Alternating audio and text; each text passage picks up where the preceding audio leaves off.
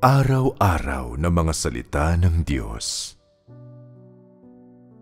Bago ang 2,000 taon kung saan ginawa ni Jehovah ang kanyang gawain, walang alam ang tao, at halos lahat ng tao ay nahulog sa kabuktutan, hanggang bago ang pagwasak ng mundo sa pamamagitan ng baha. Umabot sila sa lalim ng kahalayan at katiwalian, kung saan sa kanilang mga puso ay walang laman na Jehovah, at lalong walang laman ng kanyang paraan. Hindi nila kailanman naunawaan ang gawain na gagawin ni Jehovah. Kulang sila ng katuwiran, lalong walang kaalaman, at tulad ng isang makinang humihinga, ay lubusang ignorante sa tao, sa Diyos, sa mundo, sa buhay, at sa mga katulad nito. Sa lupa nasangkot sila sa maraming tukso, tulad ng ahas, at nagsabi ng maraming bagay na nakasakit kay Jehovah.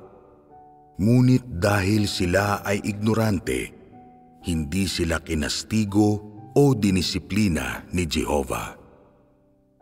Tanging pagkatapos ng baha ng si Noe ay 601 taong gulang, formal na nagpakita si Jehovah kay Noe at gumabay sa kanya at sa kanyang pamilya. Nanguna sa mga ibon at mga hayop na nakaligtas sa baha, kasama si Noe at ang mga inapo niya, hanggang sa katapusan ng kapanahunan ng kautusan, lahat sa loob ng 2,500 taon.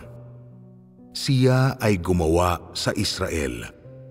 Iyon ay formal na gumawa para sa kabuuang 2,000 taon.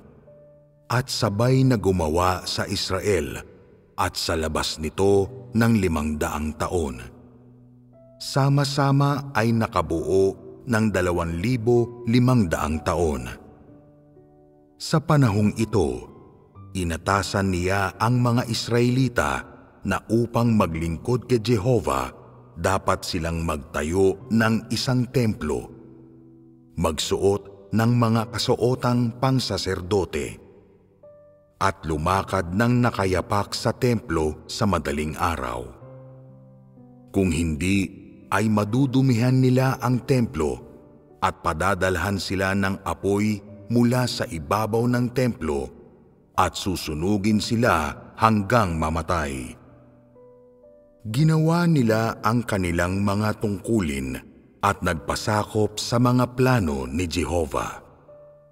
Nanalangin sila kay Jehovah sa templo, at pagkatapos tanggapin ang kapahayagan ni Jehovah, iyon ay pagkatapos makapagsalita ni Jehovah.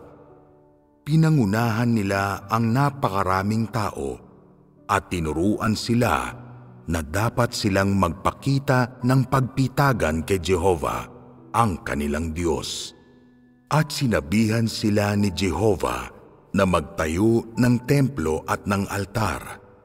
At sa panahong itinakda ni Jehovah, iyon ay sa Paskwa, dapat silang maghanda ng mga bagong panganak na guya at mga tupa upang ihain sa dambana bilang mga handog upang magsilbi kay Jehovah, upang higpitan sila at lagyan ng pagpipitagan para kay Jehovah sa kanilang mga puso. Kung sinunod nila ang kautosang ito, ang naging sukatan ng kanilang katapatan kay Jehovah. Inilaan din ni Jehovah ang araw ng Sabat para sa kanila, ang 7 araw ng kanyang paglikha. Ang araw pagkaraan ng Sabat ay ginawa niyang unang araw, ang araw para purihin nila si Jehovah, para mag-alay sa kanya ng mga handog at lumikha ng musika para sa kanya. Sa araw na ito, tinawag ni Jehova ang lahat ng mga saserdote upang hatiin ang mga handog na nasa dambana para kainin ng mga tao, upang tamasahin nila ang mga handog sa dambana ni Jehova. At sinabi ni Jehova na sila ay pinagpala, na sila ay may takdang bahagi sa Kanya, at sila ay Kanyang piniling bayan na siyang tipan ni Jehova sa mga Israelita. Iyan ang dahilan kung bakit hanggang ngayon ang bayan ng Israel ay nagsasabi pa ring si Jehova ang tanging Diyos nila at hindi ang Diyos ng ibang mga tao.